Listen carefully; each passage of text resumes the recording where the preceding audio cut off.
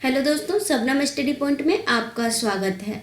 आज मैं Bihar SSC CGL का टेक्स्ट बुक का सेट देखेंगे और आप मेरे चैनल पे नए हैं तो चैनल को सब्सक्राइब कर लें ताकि आने वाला हर वीडियो आप तक पहुंचे। तो आइए शुरू करते हैं। पहला क्वेश्चन है, निम्नलिखित में से किसने अंतर्राष्ट्रीय महिला साहस पुरस्कार 2021 जीता है? तो किसने जीता है? तो इसका सही आंसर हो जाएगा सी, गौसाल्या शंकर ने जीता है। गौसाल्या शंकर को अमेरिकी राज्य सचिव की अंतर्राष्ट्रीय महिला साहस पुरस्कार 2021 से सम्मानित किया गया है। और महिला साहस पुरस्कार कब से दिया जाने लगा? तो यह पुरस्कार 2007 में शुरू किए गए थे। कमला हैरिस अमेरिका की पहली महिला उपराष्ट्रपति है। अगला क्वेश्चन है, भारतीय संविधान का कौन सा अनुच्छेद भारतीय संघ की आधिकारिक भाषा के बारे में बताता है? तो कौन सा अनुच्छेद भारतीय संघ की आधिकारिक भाषा के बारे में बताता है? तो इसका सही आंसर हो जाएगा ऑप्शन सी, 343। इसके बारे में कुछ देख लेते हैं। संविधान के अनुच्छेद 343(1) में यह प्रावधान है कि देवनागरी लिपि में हिंदी संघ की राजभाषा होगी। अगला क्वेश्चन है, विंग्स ऑफ फायर के लेखक कौन है? तो विंग्स ऑफ फायर पुरस्कार के लेखक कौन है? तो इसका सही आंसर हो जाएगा option A, APJ Abdul Kalam. इसके बारे में कुछ देख लेते हैं। अग्नि की उड़ान या विंग्स ऑफ फायर पुस्तक एपीजे अब्दुल कलाम द्वारा लिखी गई है। किसके द्वारा लिखी गई है? एपीजे अब्दुल कलाम के द्वारा। इसके बारे में कुछ देखते हैं। अब्दुल कलाम का जन्म कब हुआ था? 15 अक्टूबर 1931 को रामेश्वर तमिलनाडु में हुआ और उनकी जयंती को राष्ट्रीय नवाचार दिवस के रूप में मनाया जाता है। और भारत के मिसाइल और परमाणु हथियार कार्यक्रम के विकास में इसने बहुत भूमिका निभाई थी और इसका उपनाम मिसाइल मैन था। कुछ पुस्तक है और उसके लेखक हैं एम के गांधी। तो एम के गांधी के द्वारा लिखे गए पुस्तक है the story of my experiment with tooth, इसका आत्मकथा है। और India home rule India of my dream, ये भी एम के गांधी के द्वारा लिखी गई पुस्तक है। और जे एल नेहरू के द्वारा लिखी गई पुस्तक the discovery of India towards freedom, इसकी आत्मकथा है। ग्लिम्स ऑफ वर्ल्ड्स हिस्ट्री, ये भी इसके द्वारा लिखी गई पुस्तक है। और महादेवी वर्मा के द्वारा लिखी गई पुस्तक पथ के साथी, स्मृति की रेखाएं, संध्या गीत, नीरजा, ये सभी महादेवी वर्मा के द्वारा लिखी गई पुस्तक है। अगला क्वेश्चन है, विश्व में किसी देश की प्रधानमंत्री बनने वाली प्रथम महिला कौन थी? तो विश्व में किसी देश की प्रधानमंत्री बनने वाली प्रथम महिला कौन थी? तो इसका सही आंसर हो जाएगा ऑप्शन डी, सिरिमावो भंडारनायके। और यह कब बनी थी? 1960 में श्रीलंका के प्रधानमंत्री के रूप में चुनी गई थी। अगला क्वेश्चन है, भारतीय संविधान का अनुच्छेद 41 कुछ मामले में देश के अधिकार से संबंधित है। तो किसके अधिकार से संबंधित है? तो इसका सही आंसर हो जाएगा ऑप्शन बी, कुछ मामलों में काम, शिक्षा और सार्वजनिक सहायता का अधिकार। इसके बारे में देखते हैं। तो कुछ मामलों में काम, शिक्षा और सार्वजनिक सहायता अधिकार के बारे में बताता है अनुच्छेद 41। अनुच्छेद 40 ग्राम पंचायत का गठन और अनुच्छेद 43 श्रमिकों के लिए जीवित मजदूरी आदि। और अनुच्छेद 46 अनुसूचित जाति SC, अनुसूचित जनजाति ST और OBC के शैक्षिक और आर्थिक हितों को बढ़ावा देना अनुच्छेद 46 में है। अगला क्वेश्चन है, इंटरपोल का मुख्यालय कहाँ स्थित है? तो इंटरपोल का मुख्यालय कहाँ स्थित है? तो इसका सही आंसर हो जाएगा ऑप्शन ए, लियोन फ्रांस में इंटरपोल का मुख्यालय है। इसके बारे में देखते हैं। यह एक अंतर्राष्ट्रीय संगठन है जो दुनिया भर में पुलिस सहयोग और अपराध नियंत्रण की सुविधा प्रदान करता है और मुख्यालय कहाँ? लियोन फ्रांस में है। और राष्ट्रपति अहमद नारस अल रईसी है। और इसका गठन कब हुआ था? 1923 में अंतर्राष्ट्रीय आपराधिक पुलिस आयोग के रूप में हुआ और 1956 में इसे इंटरपोल कहना शुरू किया। और भारत 1949 में संगठन में शामिल हुआ। भारत कब शामिल हुआ? 1949 में। भारतीय वायुसेना और निम्नलिखित में से किस देश ने जनवरी 2021 में राजस्थान में गरुड़ नाम से वायुसेना अभ्यास का 6ठा संस्करण आयोजित किया है? तो किस देश में किया है? तो इसका सही आंसर हो जाएगा ऑप्शन ए, फ्रांस। कहाँ पे किया है? फ्रांस में किया है। इसके बारे में देखते हैं। और भारत की वायुसेनाओं और फ्रांस ने 20 जनवरी 2021 को राजस्थान में 5 दिवसीय संयुक्त अभ्यास शुरू किया है। कुछ देश के साथ अभ्यास का नाम देख लेते हैं। ब्रज प्रहार युद्धाभ्यास या संयुक्त राज्य अमेरिका और भारत के बीच। भीमबैक्स भारत और वियतनाम के बीच। IMBEX तो ये भारत और म्यांमार के बीच होता है। अगला क्वेश्चन है, मानव तस्करी और जबरन श्रम देश के तहत प्रतिबंधित है, तो किसके तहत प्रतिबंधित है? तो इसका सही आंसर हो जाएगा ऑप्शन बी, शोषण के विरुद्ध अधिकार। भारतीय संविधान के अनुच्छेद 23 और 24 में निहित शोषण के विरुद्ध अधिकार मानव गरिमा और तरह के शोषण से बचाने की गारंटी देता है। अगला क्वेश्चन, निम्नलिखित में से किस राज्य का गठन वर्ष 1987 में हुआ था? तो किस राज्य का गठन वर्ष 1987 में हुआ? तो इसका सही आंसर हो जाएगा ऑप्शन सी, मिजोरम। इसके बारे में देख लेते हैं। मिजोरम भारत का एक पूर्वोत्तर राज्य है। आइजोल मिजोरम की राजधानी है और मिजोरम भारतीय संघ का 23वां राज्य है। और मिजोरम पहले 1972 तक असम का हिस्सा था और 1986 में केंद्र शासित प्रदेश के रूप में तराशा गया और 20 फरवरी 1987 को मिजोरम एक स्वतंत्र राज्य के रूप में बनाया गया था। कब बनाया गया? 20 फरवरी 1987 को। और मिजोरम पड़ोसी देशों बांग्ला और म्यांमार के साथ अपनी अंतर्राष्ट्रीय सीमा साझा करता है। और मिजोरम में कौन सा टाइगर रिजर्व है? दम्मा टाइगर रिजर्व है। मेघालय के बारे में देखते हैं। भारत का एक पूर्वोत्तर राज्य है। मेघालय राज्य का गठन 21 जनवरी 1972 को हुआ। मेघालय शब्द का अर्थ है बादलों का निवास और भारत में सबसे लंबी प्राकृतिक गुफा क्रेमलिट प्राह मेघालय में स्थित है। उमरोई मेघालय का एकमात्र हवाई अड्डा है। मणिपुर भी भारत का एक पूर्वोत्तर राज्य है और इसका गठन कब हुआ? तो 21 जनवरी 1972 को हुआ। और मणिपुर की राजधानी कहाँ? इम्फाल है। और नागालैंड भारत का एक पूर्वोत्तर राज्य है और नागालैंड का गठन कब हुआ? 1 दिसंबर 1963 को हुआ। नागालैंड को दुनिया की बाज राजधानी के रूप में जाना जाता है और कोहिमा नागालैंड की राजधानी है। अगला क्वेश्चन है, भारतीय संविधान का देश की क्षमतादान शक्तियों के बारे में बताता है, तो किसके बारे में बताता है? तो इसका सही आंसर हो जाएगा ऑप्शन सी, अनुच्छेद 161 राज्यपाल। इसके बारे में कुछ देख लेते हैं। अनुच्छेद 72, तो अनुच्छेद 72 क्षमता आदि प्रदान करने और कुछ मामलों में सजा को निलंबित करने, हटाने या कम करने की शक्ति रखता है। कौन? राष्ट्रपति। उसके बाद अनुच्छेद 74, अनुच्छेद 74 राष्ट्रपति को सहायता और सलाह देने के लिए मंत्रिपरिषद। और अनुच्छेद 163, तो अनुच्छेद 163 में राज्यपाल को सहायता और सलाह देने के लिए मंत्रिपरिषद। अनुच्छेद 163 में राज्यपाल के लिए है और अनुच्छेद 74 में राष्ट्रपति को सलाह देने के लिए मंत्रिपरिषद। और अनुच्छेद 72 में राष्ट्रपति के लिए क्षमादान है और अनुच्छेद 161 में राज्यपाल के लिए। अगला क्वेश्चन है, निम्नलिखित में से कौन सी नदी अपनी धारा को बार बार बदलती है? तो कौन सी नदी बदलती है? तो इसका सही आंसर हो जाएगा ऑप्शन बी, ब्रह्मपुत्र। ब्रह्मपुत्र नदी के बारे में देखते हैं।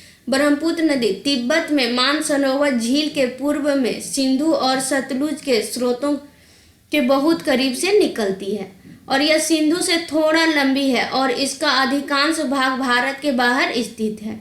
यह हिमालय के समांतर पूर्व की ओर बहती है। गंगा नदी के बारे में देख लेते हैं। गंगा की मुख्य धारा को भागीरथी कहा जाता है, जो गंगोत्री ग्लेशियर द्वारा शोषित होता है और उत्तराखंड के देवप्रयाग में अलकनंदा से जुड़ता है। हरिद्वार में गंगा पहाड़ों से निकलकर मैदानी इलाकों में जाती है। और Ganga Brahmaputra delta Sundarban delta mangrove one के लिए प्रसिद्ध है। उसके बाद नर्मदा नदी के बारे में देखते हैं। नर्मदा का उद्गम मध्य प्रदेश में अमरकंटक पहाड़ी से होता है। यह पश्चिमी की ओर एक भ्रंश घाटी में बहती है और समुद्र तक पहुंचने के लिए अपने रास्ते में नदी कई भू आकृतियों का निर्माण करती है। उसके बाद है गोदावरी। तो गोदावरी सबसे बड़ी प्रायद्वीपीय नदी है। यह महाराष्ट्र के नासिक जिले में पश्चिमी घाट की ढलानों से निकलती है। इसकी लंबाई और इसके क्षेत्रफल के कारण इसे दक्षिण गंगा के नाम से भी जाना जाता है। अगला क्वेश्चन है, पोंग बांध निम्नलिखित में से किस नदी पर बनाया गया है? तो पोंग बांध इनमें से किस नदी पर बनाया गया है? तो इसका सही आंसर हो जाएगा ऑप्शन सी, ब्यास नदी। इसके बारे में देखते हैं। भारत में महाराणा प्रताप सागर, जिसे पोंग जलाशय या पोंग बांध झील के रूप में भी जाना जाता है। अगला क्वेश्चन है, भगत सिंह हमेशा अपने गुरु की तस्वीर अपनी जेब में रखते थे। युवा दिनों में इनके गुरु कौन थे? तो युवा दिनों में इनके गुरु कौन थे? तो इसका सही आंसर हो जाएगा ऑप्शन बी, करतार सिंह सराभा। इसके बारे में देख लेते हैं। एक युवा लड़के के रूप में भगत सिंह के गुरु करतार सिंह सराभा थे, जिसकी फोटो वह हमेशा अपनी जेब में रखते थे। फरवरी 1915 में गदर षड्यंत्र में इसकी भूमिका के लिए करतार सिंह सराभा को नवंबर 1915 में लाहौर में मार दिया गया था। कब मारा था? 1915 में लाहौर में। और वे 15 वर्ष के थे जब गदर पार्टी के सदस्य बने थे। और 1 नवंबर 1913 को गदर पार्टी ने गदर नाम का एक अखबार छापना शुरू किया। भगत सिंह उनसे प्रभावित थे। अगला क्वेश्चन है, निम्नलिखित में से किस गुप्त शासक को भारत का नेपोलियन के नाम से जाना जाता है? तो किस गुप्त शासक को भारत के नेपोलियन के नाम से जाना जाता है? Option A, Samudragupta. इसके बारे में देखते हैं। गुप्तों की आयु प्राचीन भारत के इतिहास में सबसे महत्वपूर्ण है और राजवंश को श्री गुप्त द्वारा स्थापित किया गया, लेकिन इसके वास्तविक संस्थापक चंद्रगुप्त प्रथम को माना जाता है। और समुद्रगुप्त और चंद्रगुप्त द्वितीय इसके 2 सबसे शक्तिशाली और महान राजा थे। कौन थे? समुद्रगुप्त और चंद्रगुप्त द्वितीय। चंद्रगुप्त प्रथम ने महाराजा धीरज की उपाधि धारण की थी। अगला क्वेश्चन है, निम्नलिखित में से कौन सा जनजातीय आंदोलन नहीं है? इनमें से कौन सा जनजातीय आंदोलन नहीं है?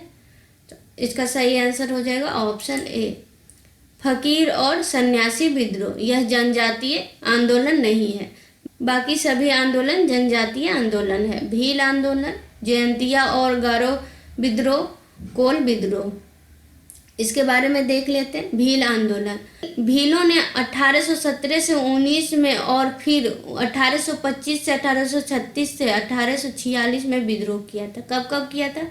1817 से 19 में किया, 1825 में किया, 1836 और 1846 में विद्रोह किया। अगला क्वेश्चन है, नेताजी सुभाष राष्ट्रीय खेल संस्थान कहाँ स्थित है? तो नेताजी सुभाष राष्ट्रीय खेल संस्थान कहाँ स्थित है? तो इसका सही आंसर हो जाएगा ऑप्शन सी, पंजाब। कहाँ पे है? पंजाब में स्थित है। इसके बारे में देखते हैं। नेताजी सुभाष राष्ट्रीय खेल संस्थान पटियाला पंजाब में स्थित है। और ग्रामीण संग्रहालय पंजाब कृषि विश्वविद्यालय कहाँ? लुधियाना में है। एंग्लो सिख युद्ध स्मारक फिरोजपुर में है। गुरु तेग बहादुर संग्रहालय आनंदपुर साहिब में है। अगला क्वेश्चन है, राष्ट्रीय खाद्य सुरक्षा अधिनियम किस वर्ष पारित किया गया था? तो किस वर्ष पारित किया गया था? तो इसका सही आंसर हो जाएगा ऑप्शन डी, 2013। 2013 में पारित किया गया था। इसके बारे में देखते हैं। राष्ट्रीय खाद्य सुरक्षा अधिनियम भारतीय संसद द्वारा पारित एक अधिनियम है, जिस पर 24 फरवरी 2013 को हस्ताक्षर किया गया था। कब किया गया था? 24 फरवरी 2013 को। अगला क्वेश्चन है, प्रसिद्ध पॉली उमरगर पुरस्कार निम्नलिखित में से किस खेल से संबंधित है? तो प्रसिद्ध पॉली उमरगर पुरस्कार किस खेल से संबंधित है? तो इसका सही आंसर हो जाएगा ऑप्शन बी, क्रिकेट। किससे संबंधित है? क्रिकेट से। इसके बारे में देखते हैं। प्रसिद्ध पॉली उमरगर पुरस्कार क्रिकेट से संबंधित है और यह पुरस्कार बीसीसीआई द्वारा अंतर्राष्ट्रीय क्रिकेट में भारतीय क्रिकेटरों के उत्कृष्ट प्रदर्शन के लिए दिया जाता है। और इस पुरस्कार का नाम पहलन तरनजीब पॉली उमरगर के नाम पर रखा गया है। और यह पुरस्कार पहली बार 2007 में दिया गया। किसे दिया गया? सचिन तेंदुलकर को। इस वर्ष का पुरस्कार 12 जनवरी को जसप्रीत बुमराह को दिया गया है। अगला क्वेश्चन, निम्नलिखित में से किस राज्य में पम्पारा वन्यजीव अभयारण्य है? तो किस राज्य में पम्पारा वन्यजीव अभयारण्य है? तो इसका सही आंसर हो जाएगा ऑप्शन बी, केरल। कहाँ पे है? केरल में है। इसके बारे में देखते हैं। पम्पारा वन्यजीव अभयारण्य तिरुवनंतपुरम जिले के केरल में एक वन्यजीव अभयारण्य है। इसमें करमना नदी का जलग्रहण क्षेत्र शामिल है। अभयारण्य का नाम पेम्पार बांध के नाम पर रखा गया है और जिसे 1983 में चालू किया गया था। कब चालू किया गया था? 1983 में। इस अभयारण्य का क्षेत्र उष्णकटिबंधीय नम सदाबहार जंगलों और मरीचिका दल के साथ 75 किलोमीटर है। कितना क्षेत्र में? 75 किलोमीटर में। और यह अगस्तीमाला बायोस्फीयर रिजर्व का हिस्सा है। अगला क्वेश्चन है, अधिकतम बायोमास कहाँ उपलब्ध है? तो अधिकतम बायोमास कहाँ उपलब्ध है? तो इसका सही आंसर हो जाएगा ऑप्शन ए, समुद्र में स्थित है। अगला क्वेश्चन है, जून 2021 में नप्ताली बेनेट ने किस देश के नए प्रधानमंत्री के रूप में शपथ ली है? तो किस देश के नए प्रधानमंत्री के रूप में शपथ ली है? तो इसका सही आंसर हो जाएगा ऑप्शन बी, इजराइल। इसके बारे में देखते हैं। नप्ताली बेनेट ने 13 जून 2021 को इजराइल के नए प्रधानमंत्री के रूप में शपथ लिया और उसकी जीत ने देश के सबसे लंबे समय तक सेवा करने वाले नेता पूर्व प्रधानमंत्री बेंजामिन नेतन्याहू की 12 वर्षों की शक्ति समाप्त कर दी। इजराइल के बारे में देख लेते हैं। इजराइल की राजधानी जेरूसलम, मुद्रा इजराइल शेकेल, राष्ट्रपति कौन है? रूबेन रिवलिन और प्रधानमंत्री नप्ताली बेनेट। राष्ट्रीय खेल एसोसिएशन फुटबॉल है। अगला क्वेश्चन है निम्नलिखित में से कौन फुटबॉल खिलाड़ी है? इनमें से कौन सा फुटबॉल खिलाड़ी है? तो इसका सही आंसर हो जाएगा ऑप्शन डी, गुरप्रीत सिंह संधू। गुरप्रीत सिंह संधू एक फुटबॉल खिलाड़ी है। इसके बारे में देख लेते हैं। गुरप्रीत सिंह संधू एक भारतीय पेशेवर फुटबॉलर है जो भारतीय राष्ट्रीय टीम और India super league club Bengaluru के लिए गोलकीपर के रूप में खेलते हैं और इसे अर्जुन पुरस्कार से सम्मानित किया गया है। कुछ खिलाड़ी का नाम है, इसे हम देख लेते हैं। किदाम्बरी, B Sai Praneeth, Chirag Shetty, Prayag HL, Saina Nehwal, PV Sindhu, यह सभी बैडमिंटन खिलाड़ी हैं। उसके बाद मनप्रीत सिंह, श्रीजेश परट्टू, रविंद्र, हरमनप्रीत सिंह, लिलिमा मिज, रानी रामपाल, ये सभी हॉकी खिलाड़ी हैं। उसके बाद है साथीयान ज्ञानशेखरन, शरथ कमल अंचता, मनिका बत्रा, हरमीत देसाई, सुत्रित मुखर्जी, ये सभी टेबल टेनिस खेलते हैं। उसके बाद है सुनील छेत्री, संदेश झिंगन, उदांता सिंह, अनिरुद्ध थापा, जे लाल पेखलुआ, ये सभी फुटबॉल खेलते हैं। अगला क्वेश्चन है यंग इंडिया पत्रिका निम्नलिखित में से किससे संबंधित है? तो यंग इंडिया पत्रिका किससे संबंधित है? तो इसका सही आंसर हो जाएगा ऑप्शन बी, महात्मा गांधी। इसके बारे में देखते हैं। यंग इंडिया 1919 से 1931 तक मोहनदास करमचंद गांधी द्वारा प्रकाशित अंग्रेजी में एक साप्ताहिक पत्रिका थी। अगला क्वेश्चन है शास्त्रीय नृत्य रूप कुचिपुड़ी किस भारतीय राज्य से संबंधित है? तो किस भारतीय राज्य से संबंधित है? तो इसका सही आंसर हो जाएगा ऑप्शन सी, आंध्र प्रदेश। यह आंध्र प्रदेश से संबंधित है। इसके बारे में देखते हैं। कुचिपुड़ी नृत्य की शुरुआत कहाँ से हुई? आंध्र प्रदेश में हुई और यह भारतीय राष्ट्रीय नृत्य के प्रमुख रूपों में से एक है और इसकी उत्पत्ति भारत के आंध्र प्रदेश राज्य के कुचिपुड़ी नामक गांव में हुई थी। कुछ राज्य से जुड़े नृत्य देखते हैं। तमिलनाडु भरतनाट्यम, उत्तर प्रदेश का कथक, आंध्र प्रदेश कुचिपुड़ी, उड़ीसा का ओडिसी, केरल का कथकली, असम का शास्त्रीय और केरल का मोहिनी अट्टम, मणिपुर का मणिपुरी। अगला क्वेश्चन है राष्ट्रीय चिकित्सक दिवस प्रतिवर्ष कब मनाया जाता है? तो कब मनाया जाता है? तो इसका सही आंसर हो जाएगा ऑप्शन ए, 1 जुलाई। 1 जुलाई को राष्ट्रीय चिकित्सक दिवस मनाया जाता है। और कुछ दिवस है देख लेते हैं। विश्व आंध्र भूमि दिवस 2 फरवरी को मनाया जाता है। राष्ट्रीय विज्ञान दिवस 28 फरवरी को। पृथ्वी दिवस 22 अप्रैल को मनाया जाता है। अगला क्वेश्चन है राष्ट्रीय पर्यावरण इंजीनियरिंग अनुसंधान संस्थान कहाँ स्थित है? तो राष्ट्रीय पर्यावरण इंजीनियरिंग अनुसंधान संस्थान कहाँ स्थित है? तो इसका सही आंसर हो जाएगा ऑप्शन ए, नागपुर। कहाँ पे? नागपुर में स्थित है। इसके बारे में देखते हैं। राष्ट्रीय पर्यावरण इंजीनियरिंग अनुसंधान संस्थान नागपुर महाराष्ट्र में स्थित है और इससे जुड़े भारत के महत्वपूर्ण अनुसंधान संस्थान को देख लेते हैं। पारिस्थितिक विज्ञान केंद्र बेंगलुरु में है। भारतीय वन्यजीव संस्थान देहरादून में है। जीवी पंथ हिमालय पर्यावरण और विकास संस्थान अल्मोड़ा उत्तराखंड में है। राष्ट्रीय पर्यावरण इंजीनियरिंग अनुसंधान संस्थान नागपुर में है। कपास अनुसंधान के लिए केंद्रीय संस्थान नागपुर में है और राष्ट्रीय सकरा अनुसंधान संस्थान कानपुर में है। भारतीय दलहन अनुसंधान संस्थान ये भी कानपुर में है। भारतीय कृषि अनुसंधान संस्थान नई दिल्ली में है और भारतीय पशु चिकित्सा अनुसंधान संस्थान बरेली उत्तर प्रदेश में है। इंदिरा गांधी विकास अनुसंधान संस्थान मुंबई में है। इंदिरा गांधी परमाणु अनुसंधान केंद्र कलपक्कम तमिलनाडु में है। प्लाज्मा अनुसंधान संस्थान गांधीनगर गुजरात में है। Jawaharlal institute of post graduate medical education and research ये पांडिचेरी में है और जवाहरलाल नेहरू उन्नत वैज्ञानिक अनुसंधान केंद्र बंगलोर में है। और समुद्री इंजीनियरिंग और अनुसंधान संस्थान कोलकाता में है। और राष्ट्रीय मस्तिष्क अनुसंधान केंद्र मानेसर हरियाणा में है। और राष्ट्रीय डेयरी अनुसंधान संस्थान करनाल हरियाणा में है। और केंद्रीय औषधि अनुसंधान संस्थान लखनऊ उत्तर प्रदेश में है। और केंद्रीय इलेक्ट्रॉनिक्स इंजीनियरिंग अनुसंधान संस्थान कहाँ है? पिलानी राजस्थान में है। आरबीआई के पहले भारतीय गवर्नर कौन थे? तो आरबीआई के पहले भारतीय गवर्नर कौन थे? तो इसका सही आंसर हो जाएगा option A, CD. Deshmukh. CD. Deshmukh पहले भारतीय गवर्नर थे आरबीआई के। इसके बारे में देखते हैं। इन्होंने 1943 से 1949 तक आरबीआई गवर्नर के रूप में कार्य किया है। और इन्हें 1950 से 1956 तक भारत के वित्त मंत्री के रूप में भी कार्य किया है। और डॉक्टर राजेंद्र प्रसाद भारतीय स्वतंत्रता कार्यकर्ता थे। और भारत के पहले राष्ट्रपति थे कौन? डॉक्टर राजेंद्र प्रसाद।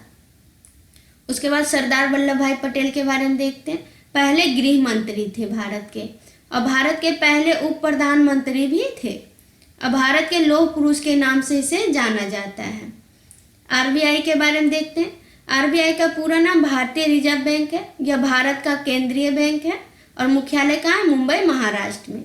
और 1 अप्रैल 1935 को भारतीय रिजर्व बैंक अधिनियम 1934 के तहत स्थापित किया गया था। और राष्ट्रीयकरण 1 जनवरी 1949 को हुआ। और आरबीआई के पहले गवर्नर कौन थे? सर ओसबोर्न स्मिथ थे। अगला क्वेश्चन है, नवजात शिशु के अध्ययन को क्या कहते हैं? तो नवजात शिशु के अध्ययन को क्या कहते हैं? तो इसका सही आंसर हो जाएगा ऑप्शन नियोनेटोलॉजी। इसके बारे में देख लेते हैं। नवजात शिशु के अध्ययन को नियोनेटोलॉजी कहा जाता है। कुछ महत्वपूर्ण अध्ययन के बारे में देखते हैं। कालोलॉजी, तो कालोलॉजी चेहरे की सुंदरता का अध्ययन है और जिस तरह से हमारी सुंदरता हमारे जीवन शैली और समाज भूमिका को प्रभावित करती है। उसके बाद गायनिकोलॉजी, तो गायनिकोलॉजी स्त्री रोग महिला प्रजनन प्रणाली के स्वास्थ्य से संबंधित चिकित्सा पद्धति है। और साइटोलॉजी, तो साइटोलॉजी जीवित चीजों की मूलभूत इकाइयों के रूप में कोशिकाओं का अध्ययन है, साइटोलॉजी। अगला क्वेश्चन है, प्लासी के युद्ध के दौरान बंगाल के नवाब के खिलाफ किस अंग्रेज गवर्नर ने लड़ाई लड़ी थी? तो किस अंग्रेज गवर्नर ने लड़ाई लड़ी थी? तो इसका सही आंसर हो जाएगा ऑप्शन डी, रॉबर्ट क्लाइव। इसके बारे में देखते हैं। प्लासी के युद्ध के दौरान रॉबर्ट क्लाइव ने बंगाल के नवाब के खिलाफ लड़ाई लड़ी थी। और प्लासी युद्ध रॉबर्ट क्लाइव के नेतृत्व में 23 जून 1957 को बंगाल के नवाब और उनके फ्रांसीसी सहयोगियों पर ब्रिटिश ईस्ट इंडिया कंपनी निर्यातक जीती थी। कौन जीती थी? ब्रिटिश ईस्ट इंडिया कंपनी ने जीती थी। अगला क्वेश्चन है 1919 में गांधी जी ने सत्याग्रह के लिए आह्वान किया था, जिसके खिलाफ अंग्रेजों ने देश नामक अधिनियम पारित किया था। तो उसके खिलाफ अंग्रेजों ने कौन सा नामक अधिनियम पारित किया था? तो इसका सही आंसर हो जाएगा ऑप्शन डी, रॉलेट एक्ट।